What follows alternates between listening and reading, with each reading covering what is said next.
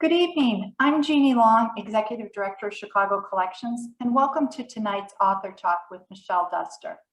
Chicago Collections is proud to partner tonight with Bronzeville Historical Society. Our organizations would like to thank the Illinois Humanities, which is the Illinois affiliate of the National Endowment for Humanities, for their support of this event. Before we begin tonight's program, I would also like to include additional thanks to CCC donors. CCC donors shown here. Their generous support allows us to offer unique free programming like the one being offered tonight. Additionally, their funding supports CCC's cornerstone initiative, Explore Chicago Collections portal. I invite you to jump on the Explore portal to check out our member collections, but also to check out upcoming programs and events listed on our website. For more information on Chicago Collections Consortium and Bronzeville Historical Society, we have a listing of our website here. Now, I'd like to introduce Chicago Collections member and founder of Bronzeville Historical Society, Sherry Williams. Sherry? Hello and good evening to everyone. I am absolutely certain that we are in for a wonderful, wonderful treat this evening. I am so excited to be a part of this project and especially thrilled to be able to introduce author Michelle Duster. Michelle Duster is an author, professor, public historian, and a real champion of racial and gender equity. She has written, edited, or contributed to over a dozen books. But her most recent Ida B. the Queen, The Extraordinary Life and Legacy of Ida B. Wells, was released on January 26 by Atria One Signal Publishers. They're a division of Simon & Schuster. She co-wrote the popular children's history book, Tate and His Historic Dream. She co-edited Impact, Personal Portraits of Activism, Shifts, an Anthology of Women's Growth Through Chicago, Michelle Obama's Impact on African-American Women and Girls, and edited two books that include the writings of her paternal great-grandmother, Ida B. Wells. She has written articles for Time, Essence, HuffPost, Teen Vogue, People, Glamour, Daily Beast, and the North Star. She has appeared on MSNBC, CNN, WTTW, CBS, and CW, as well as numerous radio shows. Her advocacy has led to street names, monuments, historical markers, and other public history projects that highlight women and African Americans, including Wells. She is working on 2 children's books. I mean, that in itself, I just got to take a pause there to think about the books that I've passed on to my own daughters. And I believe that is just remarkable that she's done such great work.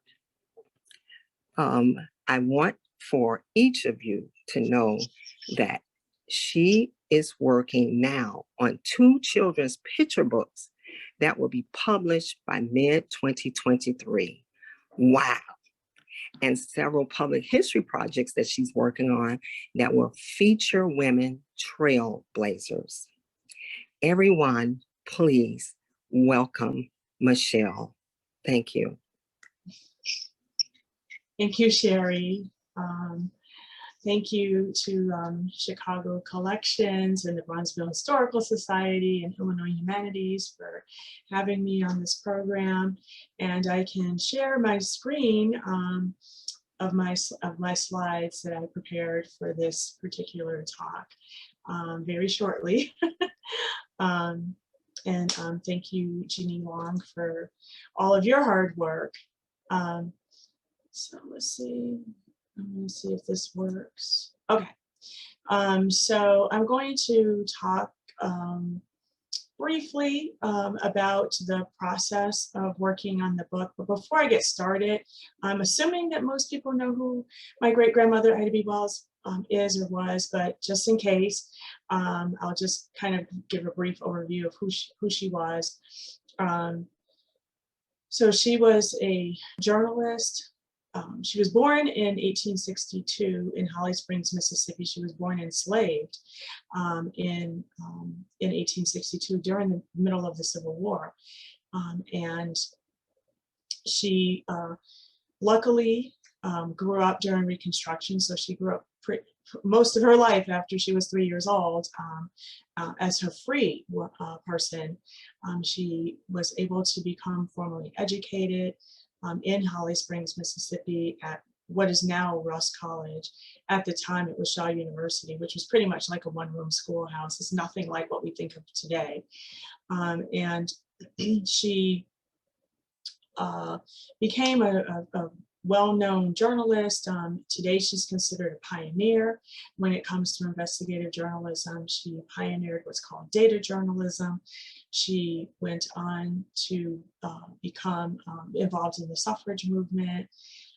And she founded here in Chicago the Negro Fellowship League, the Alpha Suffrage Club. She was one of the founders of the NAACP and the National Association of Colored Women's Clubs.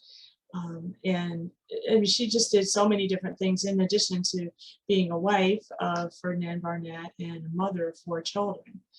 And the way I'm related to her is that her youngest child and youngest daughter, Alfreda Barnett, was my grandmother. Alfreda married a man named Benjamin Duster. They had 5 children together. Their middle child, Donald Duster, is my father. And so that's how I'm related to Ida B. Wells. And so before I get into just the preparation and the research for this project, I'll just kind of give you a little background on my journey before I got to the point of writing this book. I did grow up knowing that I was related to Ida B. Wells. I'm one of what were originally 20 great-grandchildren of hers, and unfortunately now there's 17 of us still here. And so I grew up around a lot of people who were equally related to her, and by some people's standards, a large family. And I knew my grandmother very well, who was Ida's youngest daughter, and she talked about her mother, but she didn't focus all of her energy on like lecturing us on who her mother was. As a child, I knew that my great-grandmother was a famous journalist, and I knew that she fought for freedom, justice, and equality. But I didn't understand as a child the level of violence and the level of danger of the times that my great-grandmother lived through. And I'm sure that was deliberate on the part of my grandmother and even my parents to kind of shelter myself and my brothers from that kind of traumatic type and brutal type of experience that was reality for my great-grandmother. She, like I said, was born into slavery, and she grew up with parents who had been enslaved their entire lives. And so she obviously grew up hearing about the brutality of slavery, and also she knew her grandmother very well, who obviously had spent a great majority of her life enslaved. So that was her environment. And so my environment, luckily, I grew up here in Chicago, and I came of age during the 1960s, so almost exactly 100 years after Ida was born, I was born. So here I am, a Black woman living in the same country 100 years after her. So I was born in the middle of the civil rights movement. And so like 100 years later of social strife. So like I was mentioning who my great-grandmother was, she, in addition to what I already mentioned, she obviously, she also co-owned several newspapers, in addition to being a journalist and an editor. And then by some people's standards today, she's considered to be community organizer and a social worker, a sociologist. And then because of the work she did with the Negro Fellowship League, I consider her to be a fair housing advocate. She was very much a champion during the first wave of the Great Migration, helping people adjust to the northern part of the country when she knew the circumstances that they were coming from, considering that she was a Southerner. So my emotional journey to getting to this point to write this book it's almost like a 30-year process, because I, in the 1980s, okay, let me backtrack a little bit. My grandmother, Ida's youngest daughter, Alfreda Barnett Duster, edited her mother's book, Crusade for Justice, the autobiography of Ida B. Wells, after her mother started the book in 1928 to basically tell her own story, because she could see that she was being written out of history. And so I'm so happy that she decided to take control over her own narrative and make sure that her story would not be lost. But unfortunately, she died in 1931. And so she died before she was able to finish her autobiography, and obviously before it was able to be published. And my grandmother, her youngest daughter, found the manuscript and worked for almost 40 years, editing the book, and then finding a publisher that was willing to take on this topic. And I heard through my family stories that it was very difficult for my grandmother to get this book published, because it was the 1960s. And my great-grandmother, Ida B. Wells, was considered militant and radical and difficult, extreme, and troublemaker, and all of the kind of, sort of negative ways that women tend to be classified when they have strong personalities. And very strong convictions, and are uncompromising, which she was absolutely uncompromising. And so my grandmother had a really tough time finding a publisher, and luckily University of Chicago Press decided to take on the project. And so it was published in 1970, almost 40 years after Ida B. Wells passed away. So that period of 40 years, my great-grandmother was the knowledge about her had started to fade. Here in Chicago, we did have a major housing community named after her in 1941, the Ida B. Wells homes, and those stood until 2002 in Bronzeville. But besides that, there really wasn't very much, information that was being told about my great-grandmother or tributes to her. So from my perspective, my grandmother's book that she edited has been the impetus for almost everything that's happened since 1970, because William Greaves, who's a pioneering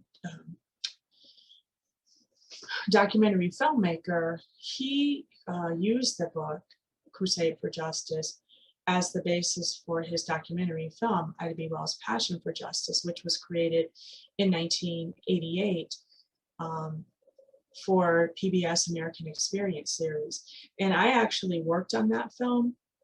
I worked on it in 1988. It was broadcast in 1989. And so that was my first foray into looking at my great-grandmother's life from more of a scholarly kind of approach versus sort of anecdotal information that I heard from my grandmother. When I worked with Bill Greaves, I went with him to Memphis, which is my great-grandmother had lived in Memphis for about 10 years after she left Holly Springs. And that was a very critical period of her life, where she started off as a teacher.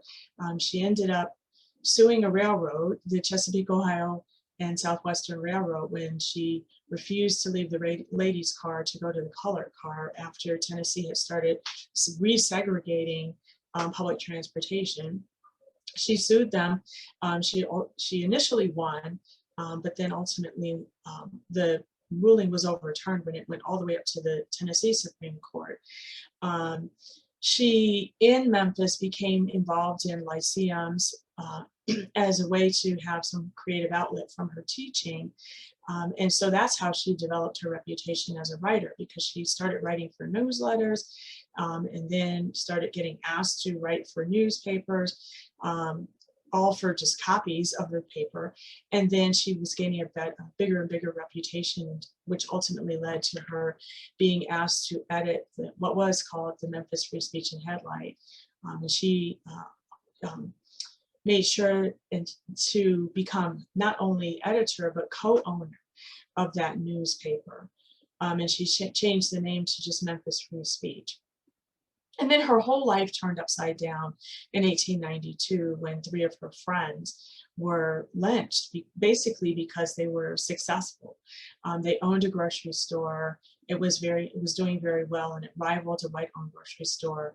And the owner of that store basically decided to eliminate the competition and by murder. So that changed the whole trajectory of my great-grandmother's life. And then, I mean, I know I'm going on and on about my great-grandmother's life, but my journey to learn about her first was, like I said, more oral history through my grandmother. But then when I worked on the film with Bill Greaves in 1988, I physically went to Memphis for the first time in my life. And that was an eye-opening experience. I grew up in Chicago, and so I had never seen any Confederate monuments before that time. While I was in Memphis, I actually stumbled upon a outing in a park where people were wearing Confederate uniforms, Army uniforms, and the big hoop skirt dresses, the antebellum dresses. And so that had an effect on me, and I could kind of imagine like the world that my great grandmother lived in, because this is 100 years later, and these people were just dressed up in costumes, but this is the world that she grew up in. And so the Beale Street Baptist Church, which is where Ida had her original printing press, was made into a landmark status, and that's why we were in Memphis to film that. And we also went to the field where Ida's friends were actually killed. At that time, it still had not been developed on. And then I met several scholars who had studied Ida's life. They were interviewed for the film. So if you ever watch the film, you'll see some of them that I met. And so again, I was kind of sitting with these people, learning about my own family member from people who had studied her life. And I got, just being in the space that she walked in and experienced her life, gave me sort of a closer idea of what shaped her and the world that she kind of lived in. And so in 2006, I came up with the idea. We have an Ida B. Wells Memorial Foundation that my father's generation founded in 1988 to continue educating people about my great-grandmother. My grandmother had passed away in 1983. So 5 years later, my parents' generation, my father and his siblings, founded the Ida B. Wells Memorial Foundation. And by 2006, my generation, they were kind of ready to pass the foundation on to my generation. And so I had some ideas of how we as a family could be involved in educating more people about her and being a resource to people. And so I decided to edit some of Ida's original writings. At that time, nothing was digitized. And so they were all in the archives. My grandmother had donated her mother's papers to the University of Chicago Regenstein Special Collections library. And so that's where all of the papers were. And so I started thinking, you know, unless people are really like hardcore scholars, they're not going to really take it upon themselves to go to the archives at University of Chicago to read Ida's articles or her newspaper or her pamphlets. So that was my first decision, was to bring her work out of the archives and into the general public. So I actually worked with one of my cousins, and we between the two of us got every single piece of work that we could find of hers at the Regenstein Library and also at the Chicago History Museum. And that's mostly where we found some of her work. And we also, through my grandmother, although she donated Ida's papers to the University of Chicago, there were some that she did not. And so I actually found some of my great-grandmother's papers at my father's house. And so I started putting pieces together, just organizing all of her work into sort of themes and trying to figure out how did I want to take about this project. So what I decided to do was recreate or reproduce the original pamphlet, The Reason Why the Colored American is not in the Columbian Exposition, World's Columbian Exposition, which was published in 1893. Frederick Douglass, Irvine Garland Penn, and Ferdinand Barnett were also contributors to that pamphlet. And I was particularly interested in that piece of writing that she did because it was, at that point, it was 2006, and the Chicago was considering hosting the 2016 Olympics. And I realized that some of the locations that were being considered to have some of the games of the Olympics were the same space where the World's Fair took place, specifically Jackson Park, the Midway Plaisance, and other areas. And even the Museum of Science and Industry is one of the buildings that was left from the World's Fair. And so that whole area of the city, which is not far from where I grew up, I was like, wow, what were some of the issues that took place in 1893 that we're kind of arguing about in 2006? And so to me, it was very timely to examine that information. So I found the original pamphlet of Ida's at my father's house, and decided to reproduce only her section. And then I created my own section to sort of reflect on how things have changed in 100 years. Are we still kind of arguing about some of the same issues? I asked my uncle, who is a professor, a sociologist, to write basically the forward for the book so that we could give historical context on why the pamphlet was written and what the issues were that the pamphlet was addressing. So that was published in 2008. I made a very deliberate decision to publish it through what's called partnership publishing, because I took inspiration from my great-grandmother to have control over the end product, because it was such a personal project that I wanted to do it my way.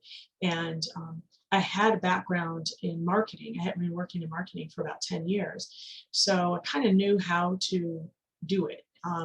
And so that was what I did. And then in 2010, I decided to create another piece, which actually it was more involved. And I'll get to that a little bit later. But so, I mean, along my journey, I have written other pieces to help people, just tell the story of the African-American women's experience. I did publish a couple of children's books that tell our story from a perspective of that children can understand and relate to.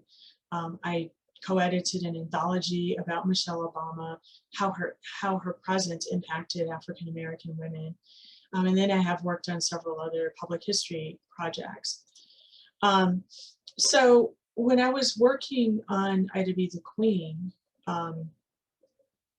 I actually, what I did was I read through as much of Ida's original material as I possibly could, because she was a phenomenal writer. And I wanted to be very familiar with the topics of her writing and her writing style. So that was very involved, because she did write quite a bit. With the editor that I was working with at Atria, One Signal Publishers, we brainstormed on how to make the book different than what was already on the market, because there are several biographies out in the public about Ida. And so it's like, what could I do that was different? And so because I am a direct descendant of hers, obviously I could talk about things from a personal standpoint. We also decided to connect Ida's life and legacy to current people who've come after her, who are continuing on the work that she was doing, because unfortunately the struggle continues here in 2021, 90 years after she passed away. We made decisions to make the book visual, and so it includes a lot of photos of primary sources, but also illustrations of several different people. And then we decided to have sidebars and text boxes in order to make the information so that people could read it in different order. They can read sections of it at a time, and so it's not necessarily linear, which makes it different as well. Like I said, I did read through pretty much every biography that's ever been written about Ida, just to see like what ways that people already told her story and how I could tell it differently. I read through her autobiography, I read through her diary, all of her pamphlets, numerous articles and books. I read transcripts of interviews that were done of my grandmother, who, talked about her mother's experience. And then I looked through, I was able to find FBI files. And the primary research outlets that I used, as I mentioned, the Chicago History Museum was the place where I was able to find Ida's daily interocean articles, which I had already found when I worked on the book Ida from Abroad that I wrote or edited and got published in 2010. With that book, I wanted to reproduce all of her articles that she wrote when she traveled to England in 1894, because I had not seen any source, any book that had ever produced all of her articles in their entirety. A lot of books had excerpts of the different letters or the different articles, but none had all of them. And also, I was able to find letters that she and Frederick Douglass exchanged while she was in England. She was there for 4 months. And to me, that gave a more personal window into what her experience was when she was in England. She was a young woman. She was 30 years old, 31 years old in 1894, and traveling alone in another country, a whole different culture, everything. I wanted to be able to humanize her, her experience being there. I got information, a lot of the letters that I found that Frederick Douglass had sent to her, I found them in the Library of Congress. I mean, luckily things are digitized a little bit more, so I didn't have to travel to Washington, D.C. I was able to find them online. I also found several images, through the Library of Congress. I can't even remember which project I was working on, but I got curious about what happened with her court case that when she sued the Chesapeake, Ohio and Southwestern Railroad. So back before things were digitized. So this had to be maybe 15 years ago. I got the court transcript of the court case that she had against the railroad. I got that from the University of Tennessee through library loans, and this is back when microfiche. So I was looking, on the microfiche and taking pictures of every single page of the court transcript. The Schomburg Center, I found quite a few images for Ida B. de Queen through the Schomburg Center, also the Smithsonian. Again, as I mentioned, the University of Chicago, there were some primary sources that were not, Ida didn't write them, but they were about her. And so that was very interesting to look through. And I actually included a poem that was written about her by Bettiola Fortson, which I found at the University of Chicago Library. And as I mentioned, some of her pamphlets. And then A friend of mine told me about how I could find some of the FBI files on fold3.com, which is associated with ancestry.com. And so I started poking around there to find the FBI files on my great-grandparents, not just Ida. I mean, there were files on Ferdinand also, and one of their sons, Herman. So that was kind of interesting experience for me to look through FBI files and find all of this information about my family members and just how things were worded was just fascinating. So that's how I was able to find those files. And then, like I said, I mean, we had, some files, personal files that that my grandmother had saved, and then my father had them in the files at home, transcripts from interviews, pamphlets for diary. I actually do have like a Xerox copy of my great-grandmother's diary. So it has been published by Miriam DaCosta Willis. So that's a little easier to look through because it's in type versus handwriting. But I actually do have a copy of the original. Let's see. So with Ida Be the Queen, like I said, one of the goals was to obviously make the book different than what's already on the market. And as I mentioned, the editor and I decided to incorporate primary documents. And the documents that were incorporated are pamphlet covers, a stock certificate from the railroad, letters, some of excerpts of Ida's diary entries, excerpts of some of her writing, newspaper clippings. We included photos as well as illustrations. And then, when I was trying to brainstorm on how to incorporate all of this information and make it different and accessible for a younger generation who do communicate in different ways and process information in slightly different ways than those of us who grew up without the internet. And so we have to be mindful of how people kind of process information today. And so we made the decision to organize the information by theme versus chronological, and to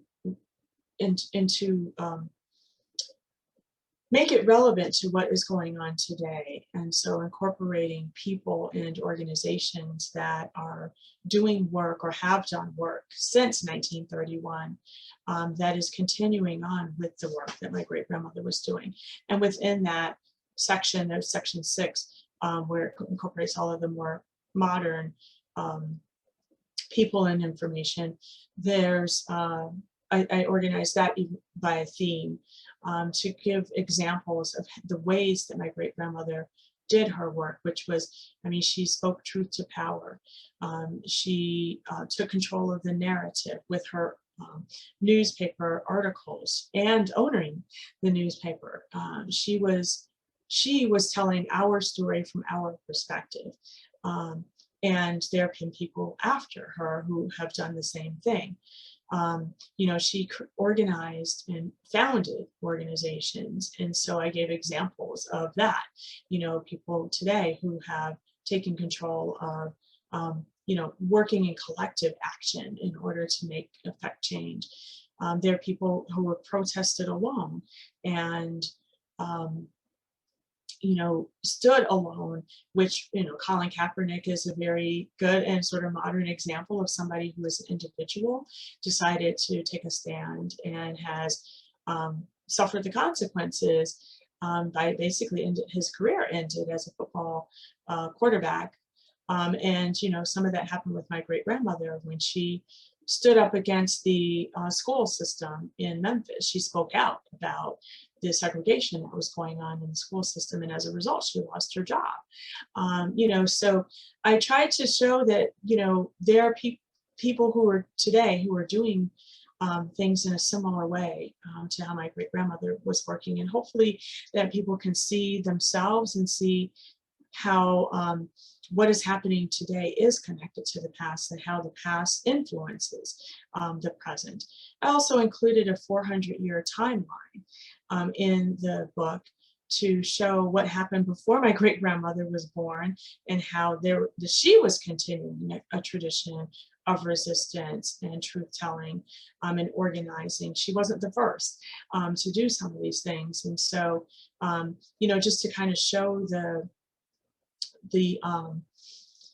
400-year experience of African Americans in this country and how she fits in to that experience, which was 68 years out of 400. So there is, you know, quite a bit of other history. So these are a couple of images of how I incorporated, you know, some images and had like different sections of the book. So, you know, this is a different way to kind of show history and not just talking about it, but to show like what the actual pamphlet cover looks like, to show, you know, excerpts of some of the pamphlet, which is right here. This is some of the excerpts of some of her work. And this is an example of how I incorporated information about what's happening more recently or more currently that is connected or sort of a continuum of what my great grandmother was doing, which was, you know, with the Central Park Five, you know, these are men who were falsely accused of a crime and, you know, worked for a very long time to prove their innocence. And, you know, this is a continuum of sort of criminalizing Black men that was definitely prevalent during my great-grandmother's time.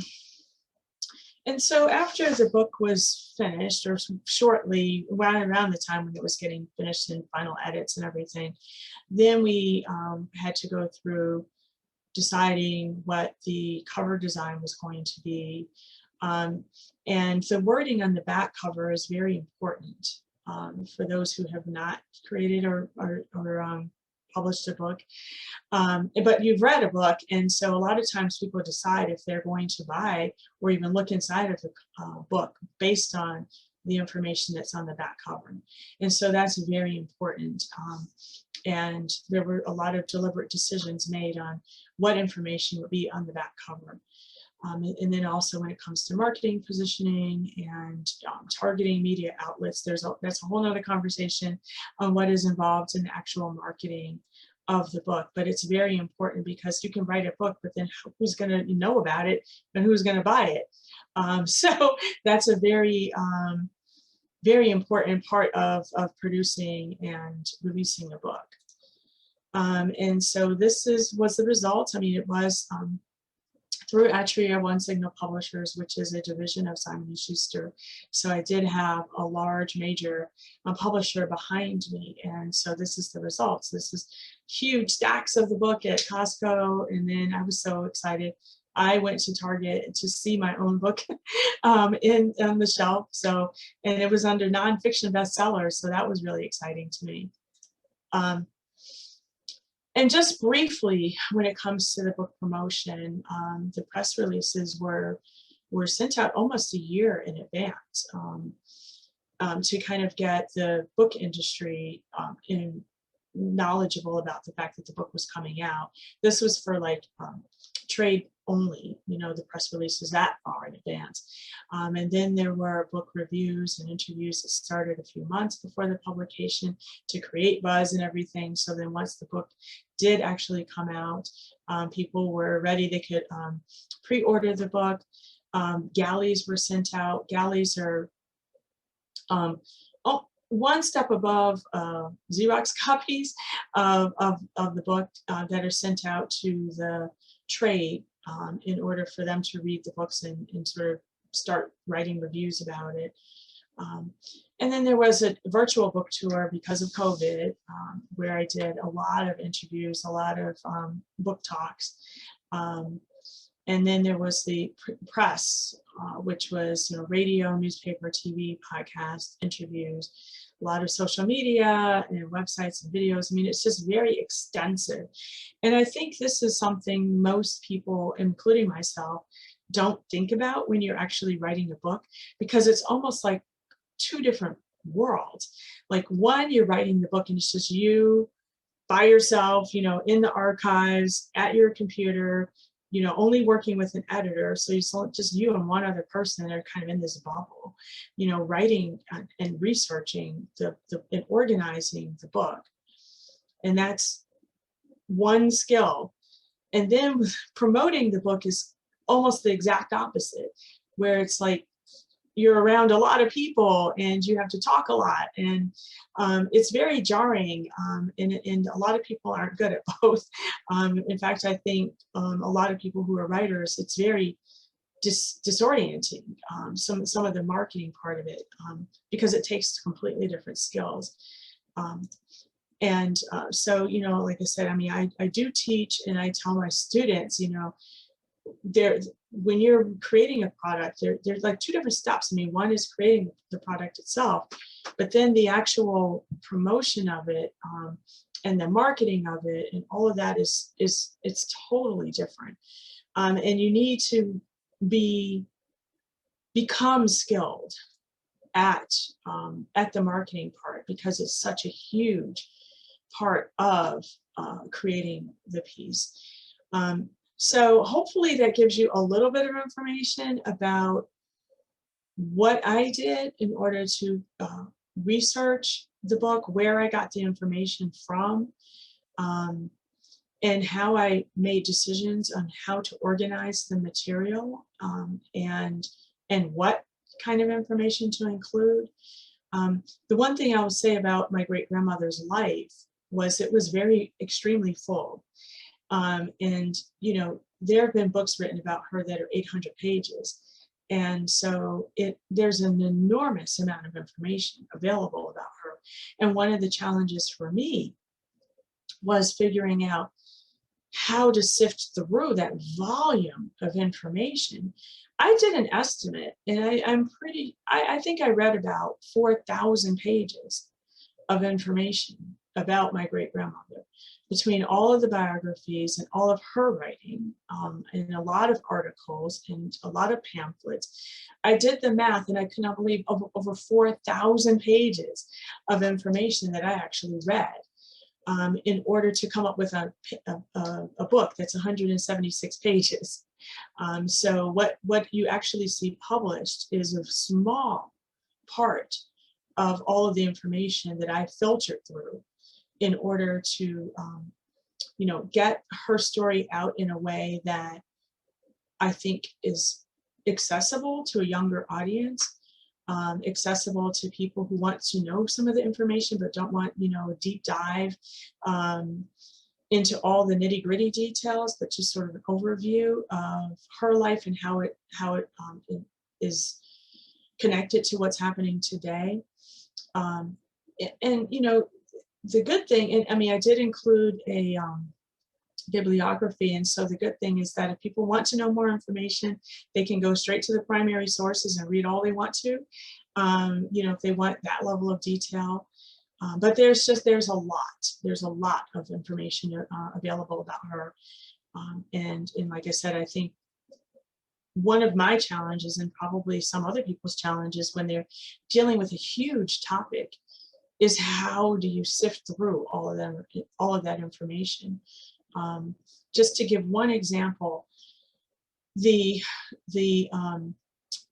my great-grandmother wrote a pamphlet called the Arkansas Race Riot, which was about the race riot that took place in Elaine, Arkansas in 1919, with sharecroppers who were fighting to become unionized, and they were attacked and brutalized, and their property was damaged, and several of them were jailed and put on death row because they said they were the aggressors because somebody got shot. And it's a kind of a long story, but Elaine, Arkansas to this day is still kind of reckoning with that level of brutality and violence. And so not only did I do research about what happened during my great-grandmother's time when she wrote the pamphlet, I also read a lot of articles about what's happening today in Elaine, Arkansas. And so that was, research of not archives, but just looking through a lot of newspapers in 2020, 2021, well, the book was published in 2021. So in 2020, I was doing research on what is happening in LA and Arkansas today. And because there are efforts to have historical markers placed there, and there's still contention when it comes to the idea of reparations and all of these things. I mean, this is history that happened 100 years ago is still impacting us today. And so that was one of the things that I did when it came to creating this book. I looked at what was happening during my great-grandmother's time, but I also looked at how things have progressed and how they're being documented and remembered today. So that was more modern research as well. So hopefully that gives you a clue about what was involved in this book. And so I will stop share. And if you have any questions, we can have a conversation about this.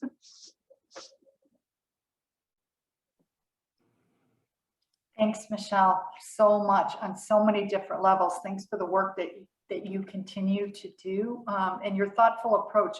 As Michelle said, we can take questions now, but I really, reading your book and seeing the juxtaposition of this, what you brought up to the real-time pamphlets, the then real-time, including that. So it makes that history come alive and seeing that. And additionally, you know, as you mentioned, bringing in today's history that we're living through as well. And also, you know, keep reiterating the importance of archives and history to go back to for hopefully changing our ways for, you know, in the future too. So no, you covered a lot in a short amount of time. So, and Sherry, I know you've got a question.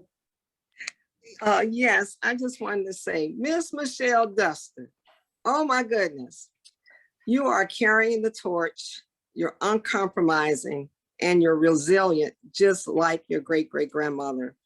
I mean, making available narratives for children and adults alike. I'm just so honored to be a part of your presentation today. And I wanted to add, you look just like her. You look so much like your great-grandmother. I carry that banner myself. Folks see me and that's the first thing they say, you look like your great-grandmother. So you carry it well. And I just had a quick question about your discoveries as you were doing the research. You mentioned that you found some letters exchanged with Frederick Douglass. And I'm just wondering if you came across any correspondence with Susan B. Anthony or any of the suffragists when your great-grandmother was doing that work as a suffragist? Well, I mean, you know, this is almost a never-ending work. You know, I don't think that, well, I know I haven't found everything, you know, and some people actually, you know, they're doing their research on something else and they find something and they're like, send it to me. And it's something I hadn't seen before because, you know, some pieces are in unexpected places. You know, for instance, Lori Osborne from the Francis Willard House Museum, she found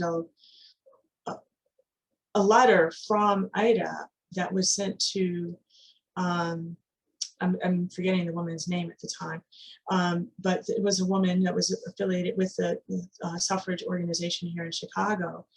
And it was right after Ida had come back from Washington, D.C. to, you know, from the suffrage march in 1913. And so the letter was from Ida to this woman, you know, kind of summarizing what happened in Washington, D.C.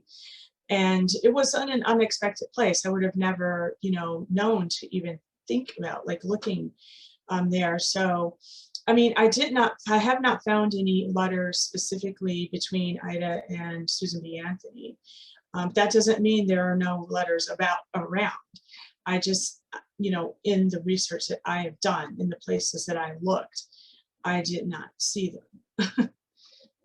But, you know, I mean, there's a lot of other, I mean, the National Archives, you know, obviously Library of Congress has a lot. the Chicago History Museum. I'm sure I've not exhausted, I was looking, when I went to the Chicago History Museum, I was specifically looking for the daily Inter-Ocean newspaper articles. So there might be some other things there that I didn't see because I was very laser beam focused on those articles and her trip, to England. And, I've spent 30 years now, working on different projects and different pieces about my great-grandmother's life. But it's not a full-time job for me. And that's the challenge, to try to do all these things like in between, like working. And so I've always looked to the archives for something specific because I'm like, okay, I'm missing this piece. Where can I find it? And so that's what I've looked for. And I mean, like the discovery of these letters, that was unexpected. I didn't think I was going to find the letters between Frederick Douglass and Ida, but I found them and I'm like, oh my God, like I have to put this in the book. So that's long-winded answer of, maybe there's some things out there. There probably are some things out there that I haven't seen yet. Thank you. We'd be remiss without telling everyone where they can purchase the book as well. And additionally, besides online, is there somewhere you'd like to refer people to, Michelle? I mean, I'm a big fan of, local bookstores, local small, personally owned bookstores, and there are several here in Chicago. That are carrying the book. So I'm sure people can find their favorite local bookstore. And if not, then you can go to indiebound.org, I think it is, and just do a search. That's a database of independent bookstores, and find your local bookstore that carries it. There are several bookstores here in Chicago, local bookstores that were carrying it. I know sometimes they rotate things out, so I'm not sure who's carrying it right now. But to your point, we do like to support our local bookstores in the city.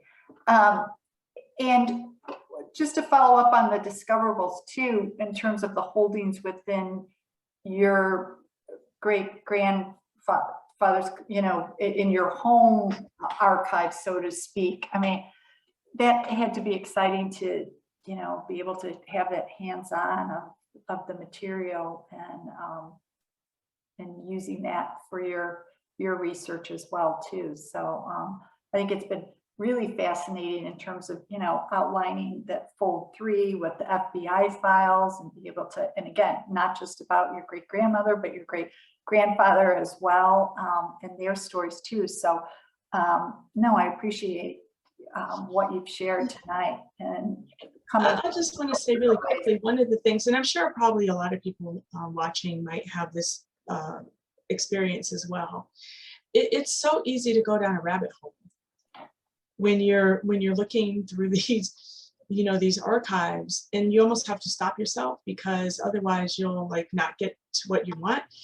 Because I was, like I said, I was looking for the files on my great-grandmother, but then I was like, oh, because I was researching, I was looking up Barnett, Ivy Wells Barnett, and so then I saw other Barnetts, and then I'm going, and I'm like, okay, stop, Michelle, because I found the draft cards, from it was just all kinds of other stuff, and I'm like, I have to stop. And what am I really looking for before so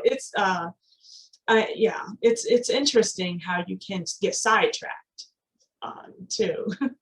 But sidetracked, and then other ideas for new books too, I'm sure are continuing as well. And especially, as I said, so excited with your work with the children's books too. So no, it's really exciting. We'll look forward to seeing that out in January. So if we have any other questions, you could post them in Q&A. But our time went by rather quickly and we covered a lot. So thank you so much, Michelle. really appreciate the opportunity to speak with you, and it's just fostered more questions and ideas too. So I'm sure for our listeners as well. So we'll look forward to sharing this on both our websites as well. And everyone must absolutely visit the National Monument that's a tribute to Ida B. Wells at 37th and Langley.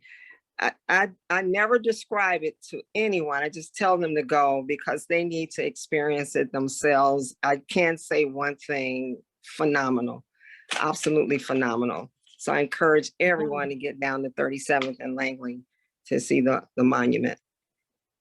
Yeah, thank you. And, you know, I mean, I love it. You know, Richard Hunt, who is a native Chicagoan, world-class, world-renowned sculptor, you know, created the monument. And it was very deliberate that he was our first choice because we felt it was so important for somebody who is from Chicago and knows the nuance of what Bronzeville is about, you know, the history of the Ida B. Wells homes and just the whole, you know, dynamic aspect of Bronzeville. It's one thing to read about it, but it's another thing to live it. And so we felt very strongly that the person should live it, you know, because then it's part of who they are. And Richard Hunt, you know, embodies that.